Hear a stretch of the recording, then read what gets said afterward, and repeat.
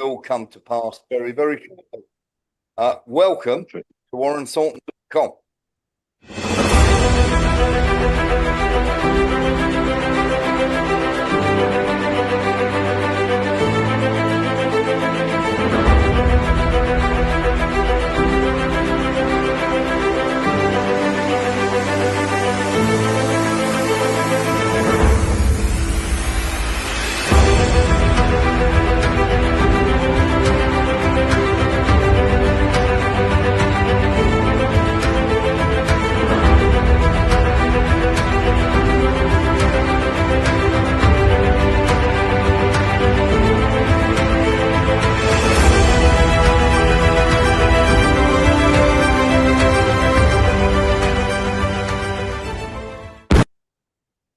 Hello and welcome to WarrenThornton.com. I am here with the wonderful former MEP, former head of the British National Party, and brilliant geopolitical analyst, certainly when it comes to the UK as well, and the man who stopped a war almost single-handedly with a letter, Nick Griffin. Hello, Nick. How are you? I'm fine, thank you, Warren. Good to be back. It's lovely to have you with us again. Very, very simply, just going to get through the bits and pieces that we're going into here. Just your thoughts. We've got 4 or 5 topics that we'd like to cover. We've had the train stabbings. Now, what was your thoughts? Because obviously we've shown a video where he's gone into a barber's and attacked the barbers beforehand. And of course, there's been no response whatsoever from the police at that time. Is this something that is are they deliberately allowing this sort of thing to happen? Why is there so many stabbings and so many what I would call sort of semi-terror attacks or people with mental health issues, whatever you want to call? What's your thoughts on, first of all, what happened in Huntingdon? And secondly, it all seems rather as though it's being allowed to happen by the government and the police. Well, what happened, I guess it was interesting that the police and the mass media took many, many hours to tell us that this was a British, black man. Obviously, they were trying to get see what the party line should be. So they've learned nothing from Southport, where their refusal to tell us something about the attacker and truth about the attacker actually made a lot of people just more and more angry. And it's remarkable that they haven't learned from that. So remarkable that, yes, I also do have to wonder, as you're saying, is it deliberate? Are they trying to wind us up? And in particular, are they trying to frighten us so that we accept, what they're really saying needs to come in as a result of this latest attack is scanners and all the rest of it on train stations as well as airports. So it's all part of the surveillance state they want to impose on us. At the same time, I think you can overestimate their cleverness, if not their evil, and also their competence. And I think that the reason that the police can't stop it is that nothing in this country works anymore. Why? Because the people who were trained in a time where they were trained for competence have now basically retired or are retiring. And we're now increasingly being run by a new generation who've been picked not for competence, not for what they can do, on account of who they are, whether they're one or other ethnic minority, whether they're a woman who's been pushed up the ranks of the police simply because they have to tick the boxes, it's ethnic minorities, police, lesbians, etc. And when you recruit people and especially promote people for what they are instead of what they do, you get automatically incompetence. When you dumb down the education system, as they've done for years now, you get just across the board incompetence. When you breed a population increasingly stupid, because over the last 50, 60 years, the cleverest people have had the fewest number of kids, while those sitting on their backsides sponging at the expense of the taxpayer, they've bred almost as many kids as is normal. So we've got more stupid people in the country and fewer clever people. You put all those things together, then add 1 more or 2 more factors in. Mass immigration from populations who are more prone to violence than we are, and that's the simple case here. We're seeing it over and over again, and from places which are violent as well in the case of the newcomers. And then you add in especially, and there seems to be something particular, well, perhaps it's not just the Africans actually, because you get it with the school shooters as well. Every single time you get one of these crazies, if you look into it, if they'll tell us, you will find they are heavy cannabis users. Now, this isn't the cannabis that when we were kids or youngsters and so on, everyone tried at university if you were remotely normal, because you had to pretend it was getting you high because it was so weak. The stuff, the skunk they're using now is a serious, poisonous, mind-destroying drug. And the common denominator on all these people, it's not Islam, this bloke isn't an Islamist, as far as we know. The common denominator with all of them is heavy cannabis use. Now, the other factor, perhaps, of course, is racial hatred of white people. But the fact he went into a Turkish barber's and attacked people there suggests it's not just that with him. Perhaps he's just plain bonkers. But isn't it suspicious how they haven't shown us any of the pictures of the victims yet, other than the hero who stepped in and so on, who's some kind of non-English decent fella? But they haven't shown us any of the pictures. I want to see the pictures, because if all the pictures of the victims on that train and the stabbing victims are white, then I would say what you've got here is yet another example of vicious anti-white racist hatred that the media and the politicians want to cover up. Yeah, absolutely. I mean, when we're talking about the cover-ups here, Nick, and it does seem to be the case here, it is almost as though there's a lot of people feeling like they're allowing this, and that we just hear lip service, where we're going to hear words like, "Oh, lessons have just been learned. This can't happen again. We won't have this, blah, blah, blah." And I think people are utterly sick of it, and they want action, but there seems to be a total, how can I put this? A total effort at inaction here. Mm-hmm. Yeah, I think there is. Well, for one thing, if people demand action of the politicians, let's get this straight. We've already had the action. Their action was to turn our once civilized, quiet, almost boring society into a multicultural utopia. And this is the consequence of their action. Now, they're not going to turn around and change it. Far from it. They want to push this on us further. And every time something crops up, which I think you've got to believe that the vast majority, even of the political elite, think that people being stabbed on a train is a bad thing. But nevertheless, the minute it happens, they're all there, especially the Labour Party types, leaping on it in order to use what's just happened and to use people's fears in order to promote their agenda. And there is no doubt whatsoever that the agenda of the entire ruling elite is GovCore, this combination of government and private corporations.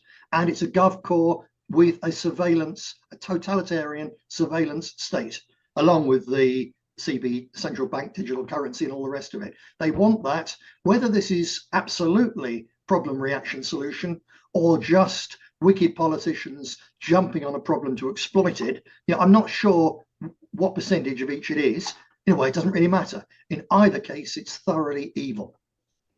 Yeah. Well, I mean, when we get to the politicians, I mean, it does seem as though there's absolutely no good politicians whatsoever anymore, Nick. There used to be, someone you could look at and go, yeah, it's good to have him in the House of Commons. I struggle to find one. Well, yeah, I agree. Doesn't mean, of course, what you mean by good politician. I'm assuming that you're meaning good as in a good man or a good woman. Yes. On the other hand, if you're meaning a good politician in terms of a slick politician, then Nigel Farage is brilliant. There's no doubt about it. Now, is Nigel Farage a good man? I wouldn't say so. Does he exploit situations? Well, yes, but all politicians exploit situations because you have to get your agenda across.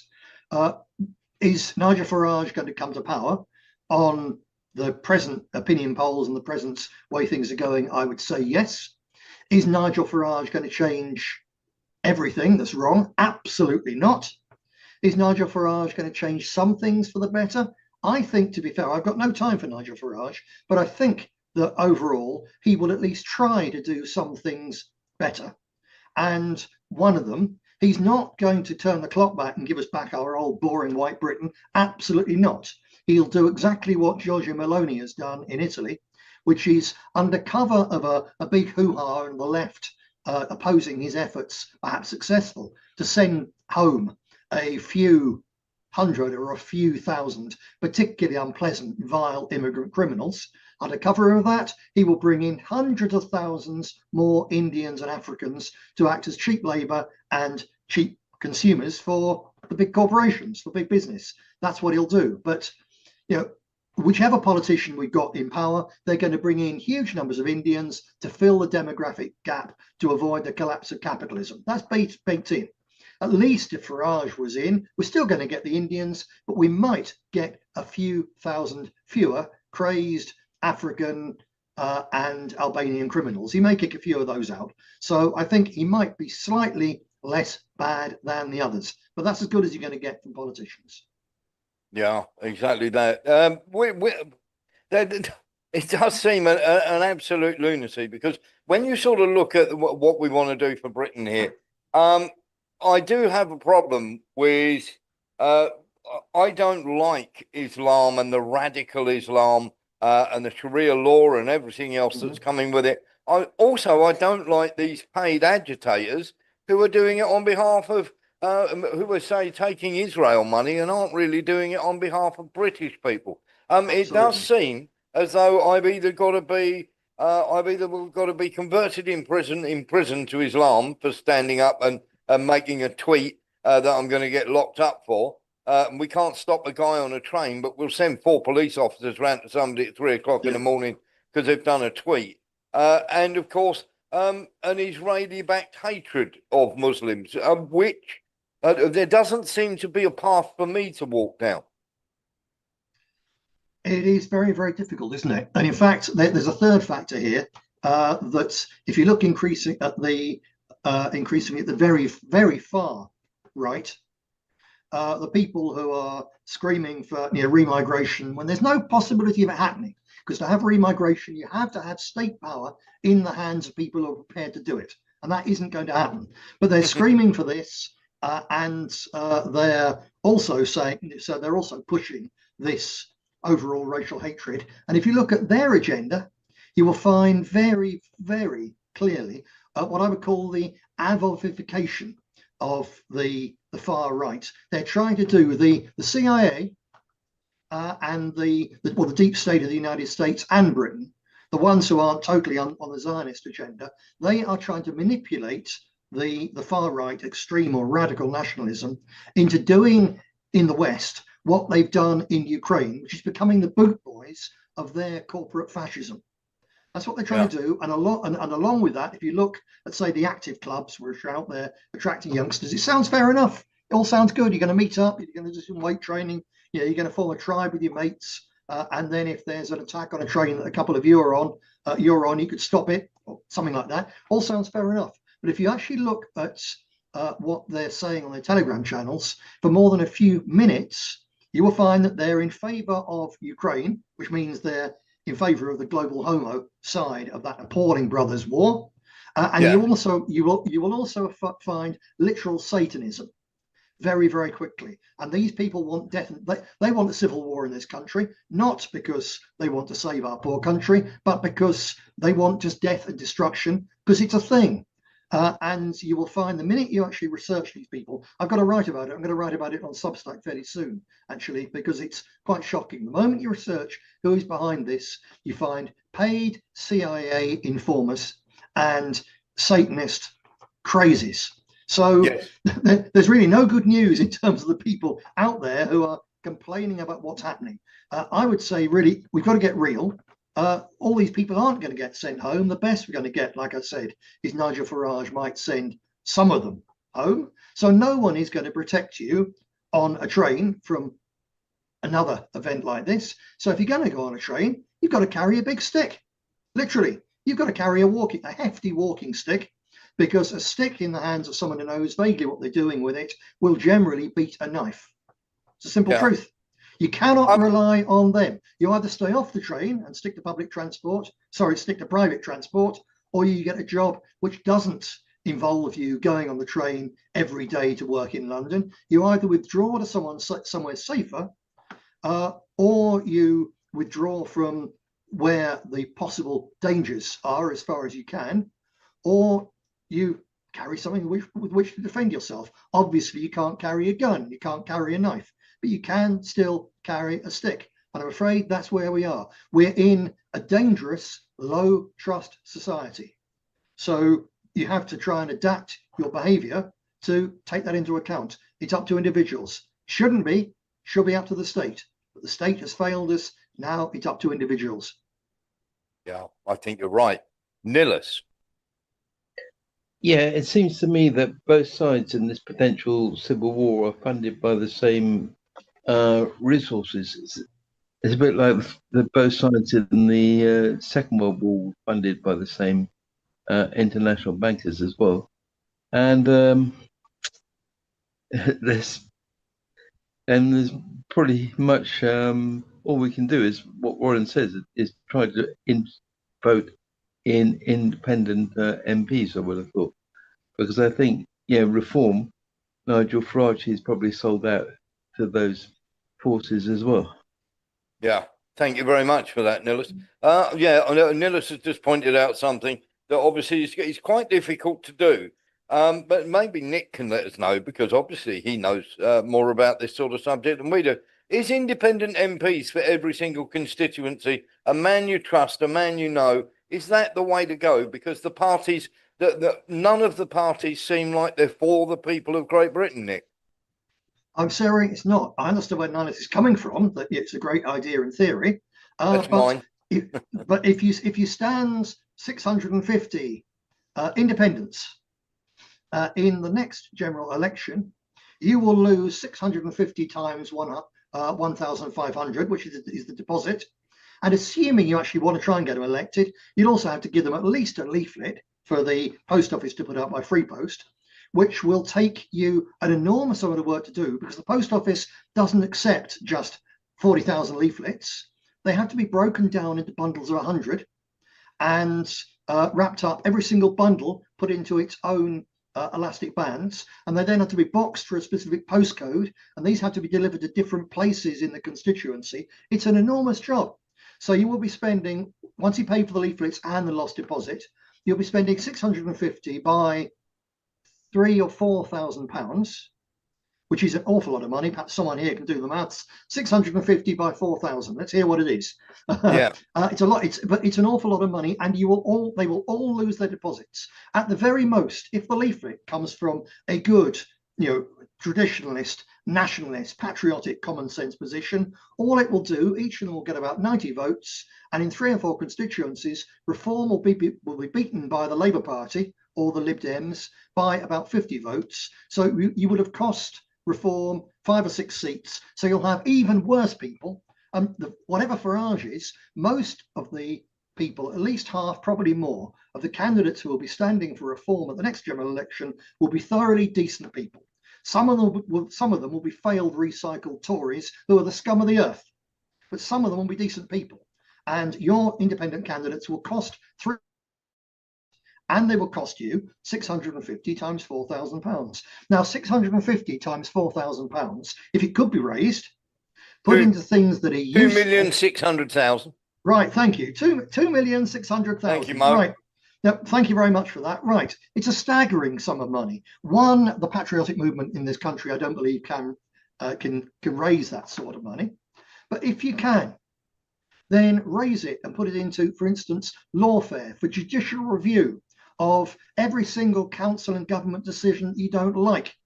Put it into that. Use it to fund a central office of people who do nothing with their working time except put in FOI requests, freedom of information requests, to things against all the government and quasi-government bodies which are doing all the things which are bad for our society. You could put a little bit of it into, this is something for parents and grandparents to consider.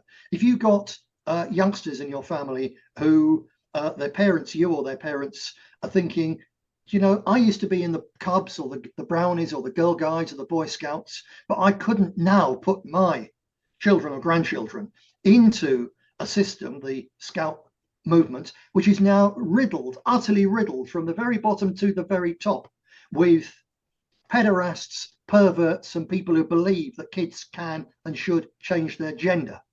To put children into the scalp movement today is an act of child abuse. And if you're a nationalist, a patriotic Christian, it's an act of suicide. It's blowing up, it's shooting your own future in the head. But if you can actually afford to raise even a tenth of 2,600,000, you could use that to fund the website and the badges and the training and so on for an independent, patriotic, non-PC scout movement. There's so many things you can do with 2,600,000. Talking about this to you, Nick, we've got a major problem in terms of what we can carry and can't carry for our own safety, as you were just saying there. You can carry a walking stick. People are advocating for, pepper spray used to be available and everything else. I always found a Jif lemon works really well with the squeezy one in the bottle. And of course, I'm carrying it. Why? Because I'm taking it to a friend's. Why are you carrying this, sir? Well, I'm taking it to a friend's because he hasn't got any lemon. It does seem, we were saying this, Nick, is that the whole of society and law seems to now be against you if you defend yourself rather than, the guy who's doing the attacking. That cannot be right, can it? Absolutely not right. I mean, it's a fundamental breach of our real, not human rights as in the liberal version, but actually our rights as sensible adult human beings, and especially as able-bodied men. It's a disgraceful attack on our rights to defend ourselves, our loved ones, and innocent members of the public who happen to be near us. Where the media and even the politicians will still praise a have-a-go hero, especially, of course, if he's not actually an indigenous Brit, then it's particularly heroic, as in what appears to be the very brave man on the train which stopped at Huntingdon. Fair enough. He's some sort of immigrant. He saved people's lives. That's good. But any have-a-go hero, the moment the police look at them, they're looking, did this man overreact?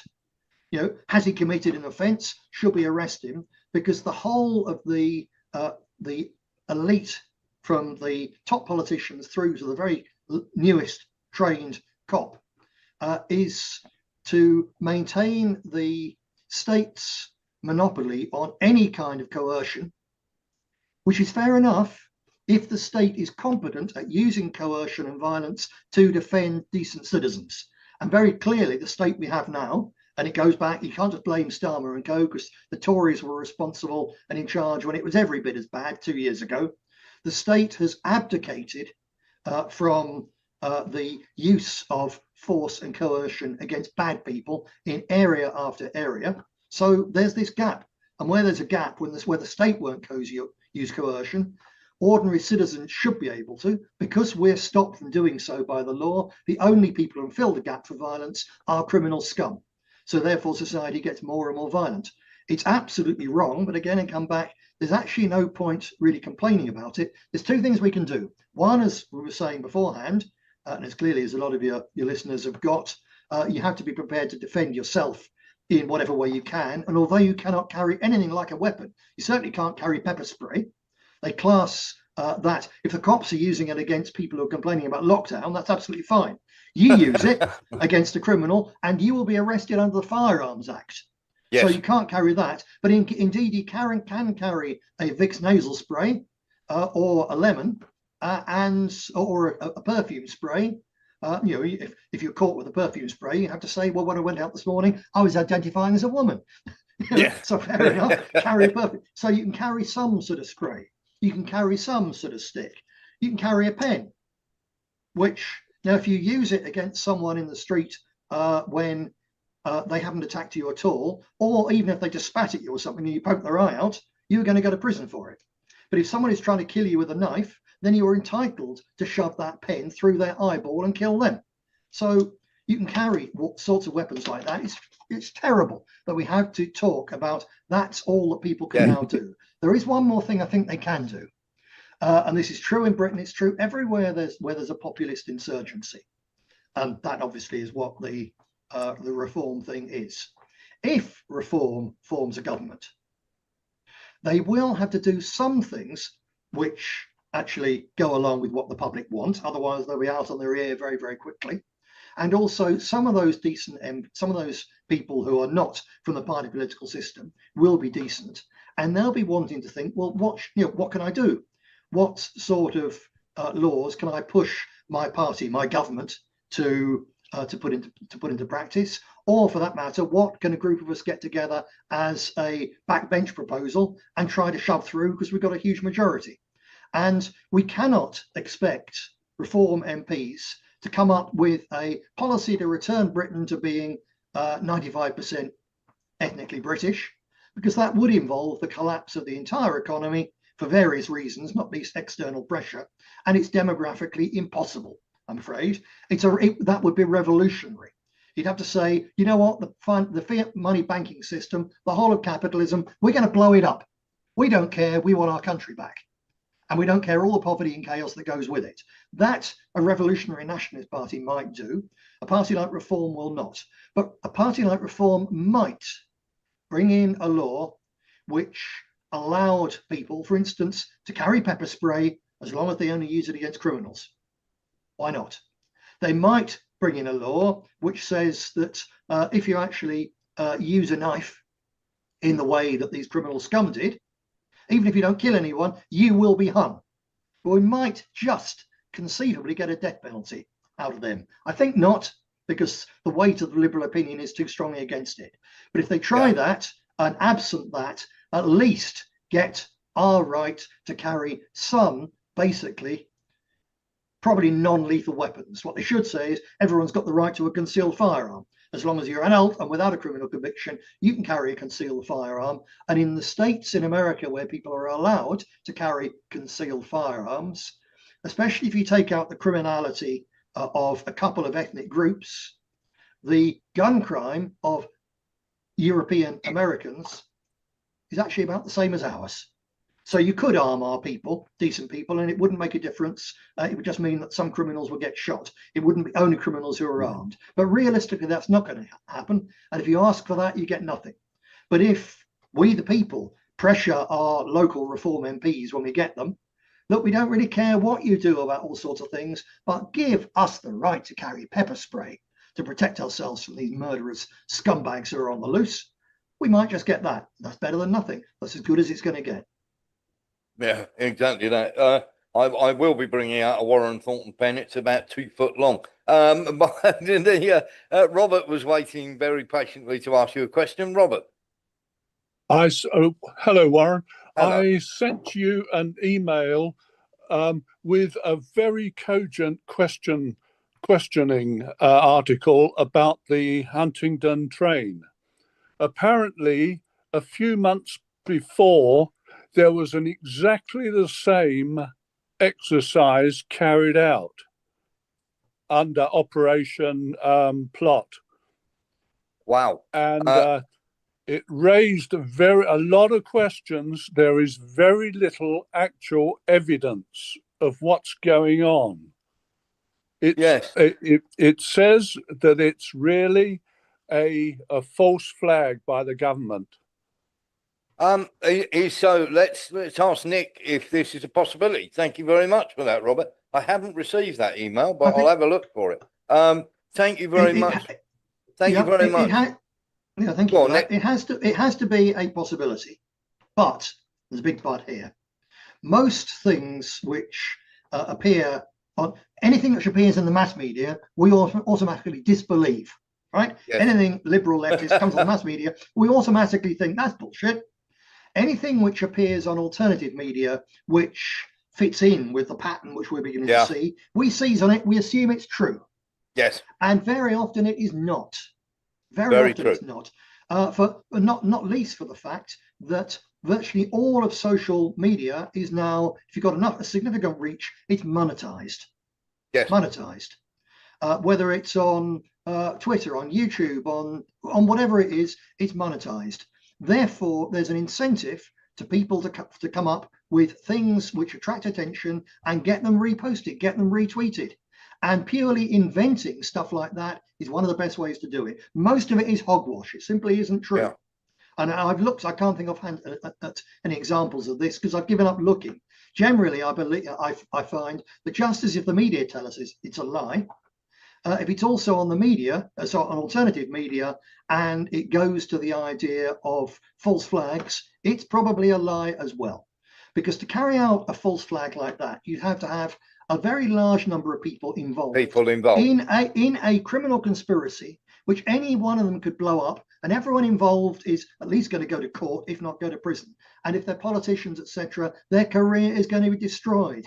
And if they're in the mainstream media, then probably their career is going to be destroyed. The only people who might get away with it are actually members of the Labour Party, Labour government, who apparently can get away with anything. But for anybody else, no, it simply can't happen. And I think a lot of it's, why are people surprised that people of African descent who've been brought up on a lifelong diet of white people all being responsible for slavery and for oppressing them, and who take industrial quantities of high-powered skunk cannabis, why would anyone be surprised that they then get on a train and start stabbing white people? You simply don't need some deep conspiracy by the state to account for it. Absolutely not. It's as plain as the nose on my face, which is quite large, that's what people like this do, especially when they know that if they are caught for it, they'll get a slap on the wrist, or they'll be simply in a cozy prison, which is run by people like them anyway, and there's simply no problem whatsoever. So I don't think this is problem, reaction, solution. This is the consequence of living in a multicultural utopia where they basically legalize drugs for many, many years. Get used to it, because there's plenty more coming where this is. And if you try and explain it away as all being the fault of this all-powerful government and so on, then you miss the real factor, which is keep the hell away from areas which are multiracial, because they're bloody dangerous. And you also, if you think they're so powerful, they're doing all of this, and they've got everyone absolutely conned. If they're that powerful, how on earth can we fight them in any way, shape or form? So it's so demotivating that I actually think some of it actually comes from very sinister forces who want us all terrified and frightened and talking giant conspiracies, because it leaves us powerless and makes us look barking mad. I understand why good people often believe this stuff, but my counsel is be very, very wary indeed. Fair dues. Robert was waiting for another question. One more from Robert. Not a question, but I agree with Mr. Griffiths that the only area we can expect anything from reform is the number of councillors that they already have and haven't demoted and put in old Tories. And if they get enough people, there will be some independent thought amongst them. I hope that would, as Mr. Griffith suggest, start to break up the Reform Party. Absolutely. So can I just come in on that, Warren? Just briefly, I wrote about this a couple of weeks on Substack. I write a lot on Substack now. It's Nick Griffin Beyond the Pale, and it's a brilliant platform. There's some really good people coming up with really good ideas on Substack. But I wrote a couple of weeks ago as part of a series, which I hope in due course to become a book, What is to be Done, looking at what genuine nationalists can do under the circumstances in which we're in.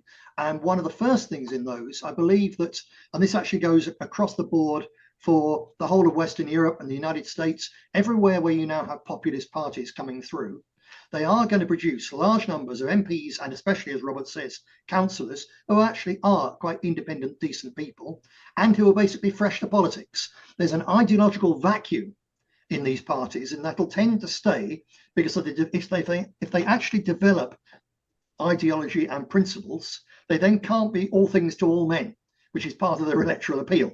If you come down, if Reform got into its ideas and so on and started training all its people, it would either be training them to be basically ultra right-wing Tories, privatise everything, and that might go down quite well, and do away almost with taxes, or cut it to 10%. That might go down with upper middle England quite well, but it would lose them the votes of large numbers of working people. Or they can go down a patriotic socialist route, the old Labour Party that your grandparents used to vote for. This was the BNP position, and say, right, we're going to renationalise the railways. We're going to renationalise the utilities because they're natural monopolies and so on. And that, of course, then would upset the Thatcherite Tories. So they're not going to do that. So at the heart of reform, there will remain this ideological vacuum. And one of the things which I'm proposing is that we need a small but funded group of people who produce on a regular basis, perhaps once every 6 months is all needed, a slender book of nationalist ideas and practical things that reform councillors and MPs can do to make the country a bit better, and raise enough money to get this into the hands of all their people.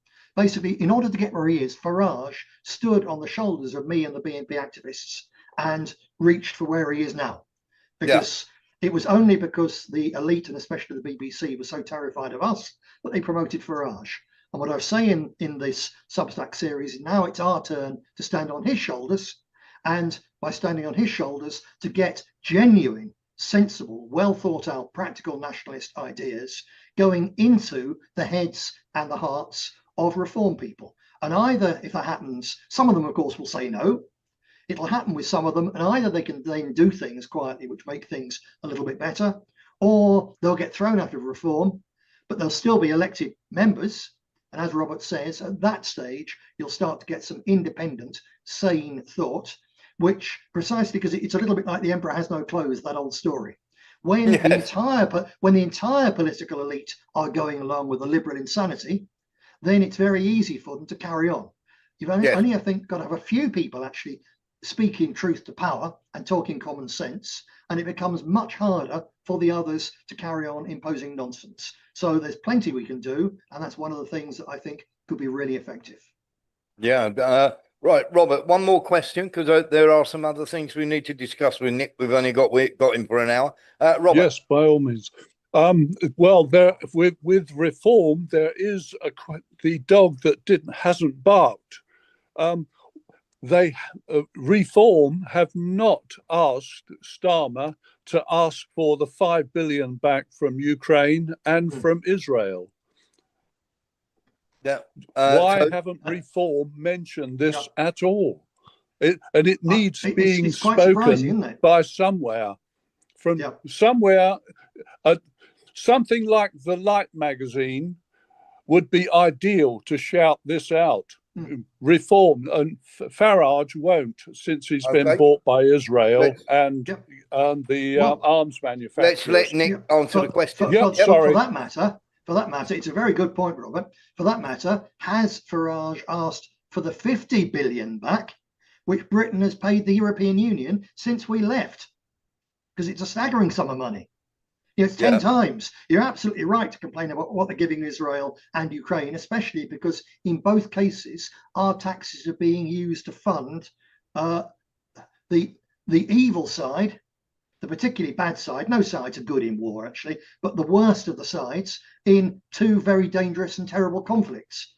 But in each case, if 5 billion is the correct figure, it's a tenth of what we've given to the European Union since 17.4 million Brits voted to leave.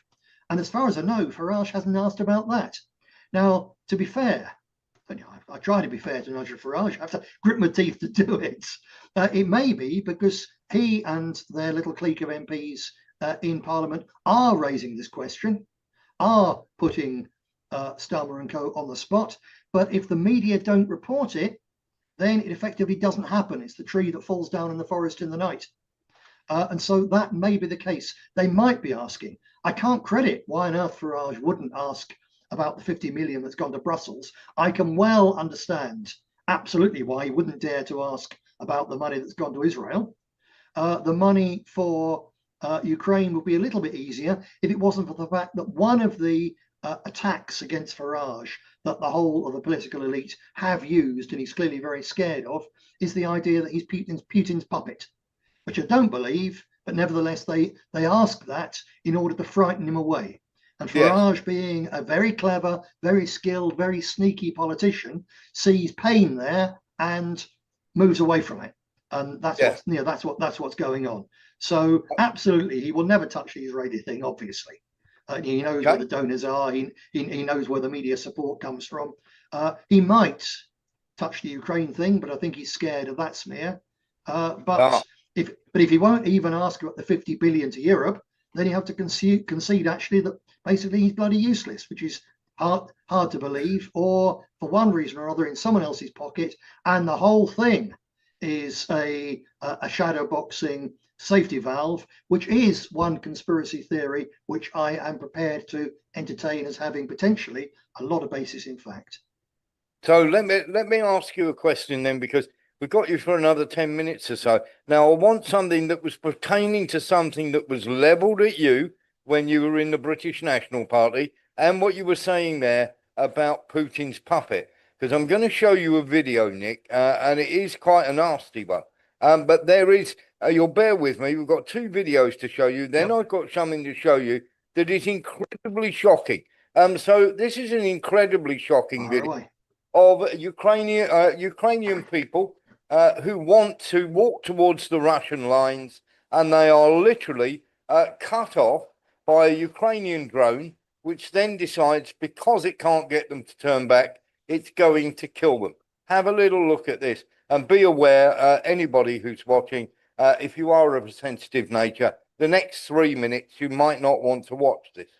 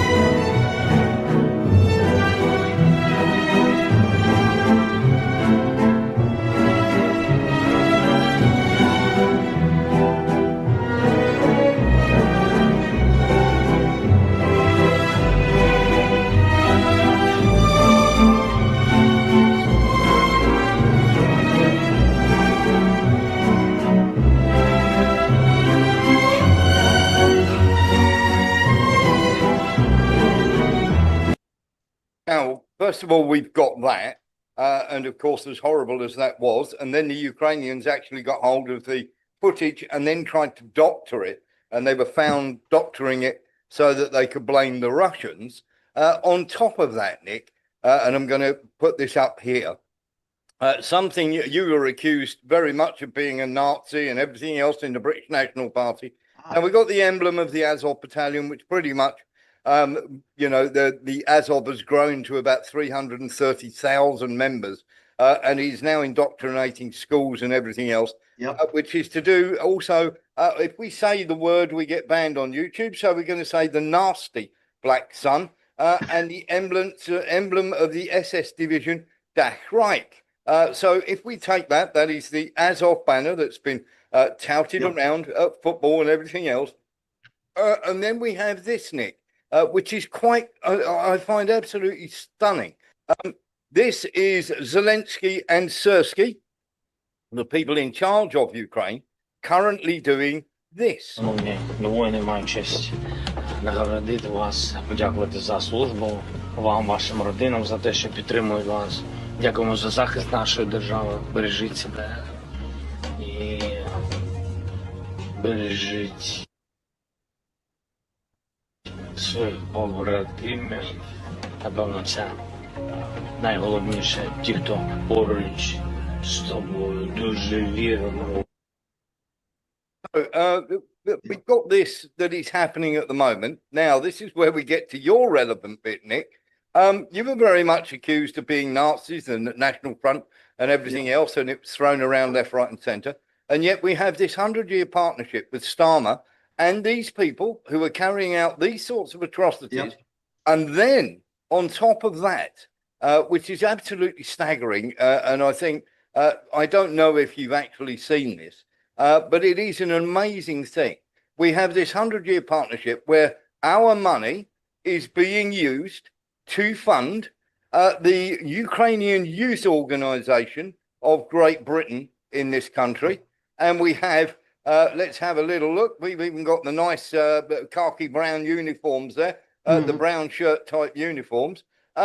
Quite incredible, Nick. And of course, when we talk about, everybody, the membership structure, our branches and everything else, we have this isn't a little thing. This is Ashton, Bradford, Bolton, Coventry, Derby, Leicester, London, Manchester, Nottingham, Rochdale, Stockport, Waltham Cross, and Wolverhampton, and another 7 or 8 of these now coming up. We're actually doing what you might call a nasty, shall we call it, Hitler Youth Camp in Great Britain. We've got 10 of these. This seems to be a pretty real thing against some horrible people that we're going to now breed for the next 100 years, this sort of hatred towards Russia, and get these people, shall we say, I mean, there is government money behind this. What on earth are we doing, Nick? Well, while that appalling piece, the video of the civilians being murdered was showing, I scribbled down a couple of words, actually. I wrote down Dark Sun, Azov, and satanic neo-Nazism. So we're absolutely on the same page here. What's going on here? This is an exact mirror image. It's from the same CIA and deep state playbook. And here we're talking real, dirty, genuine conspiracy stuff. This is exactly what they did to weaponize radical Islam, to weaponize Wahhabism. They encouraged Wahhabism, which is a form of Islam which most ordinary Muslims reject. It's a fundamentalist form, but the American, British, French, European Union, and Israeli deep states deliberately encouraged this from Afghanistan onwards to weaponize Islam as a weapon for their foreign policy against the Soviets in Afghanistan, against Gaddafi in Libya, against Assad in Syria, against Russia in Chechnya, and so on. They weaponized that. And this is the weaponization of neo-Nazism in exactly the same way, by the same people, for the same ends, which I talked about briefly at the beginning of this show. So we come full circle here. But they're doing this deliberately.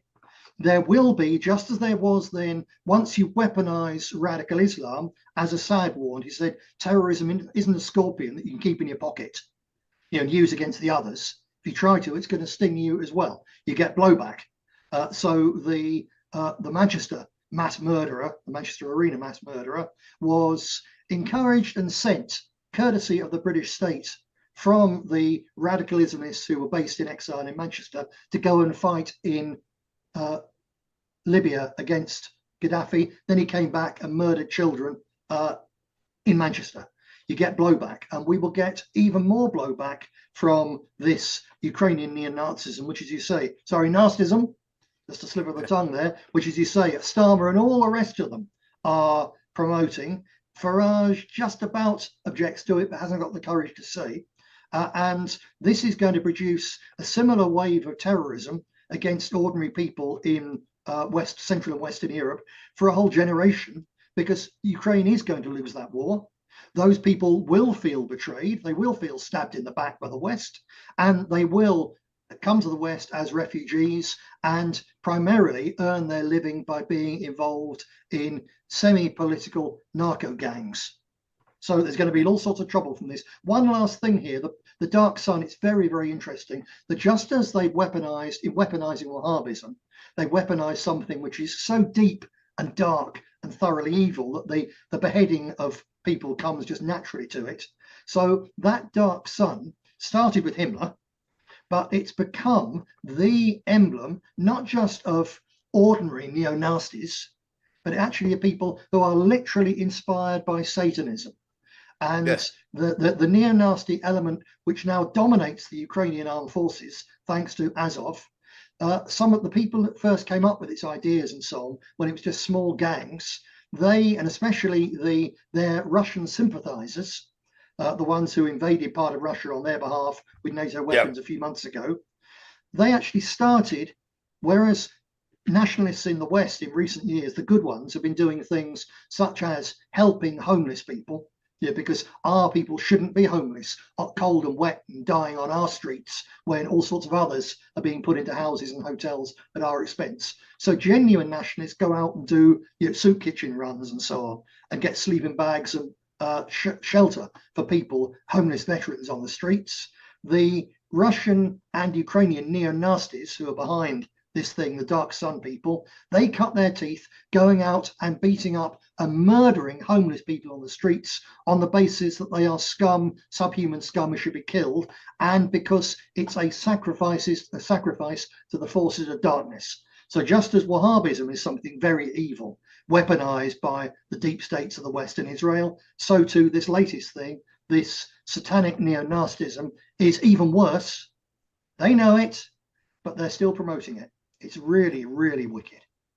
it's a very dark thing. And when you turn around and tell these people, we're letting somebody in, when you turn around and tell these people, that very, very simply what they do is they use NGOs like the National Endowment for Democracy, the CIA, to overthrow places like Ukraine. And in fact, you try and turn around and say, look, this was the whole reason why Russia stepped into Crimea, because Victoria Nuland and a gang from the National Endowment for Democracy, who were there handing out loaves of bread and everything else, along with John McCain, actually overthrew the democratically elected government of Ukraine simply because they didn't like the idea that they were not against Russia. We'll let Nilis in a second, but just let me get your thoughts on that, Nick.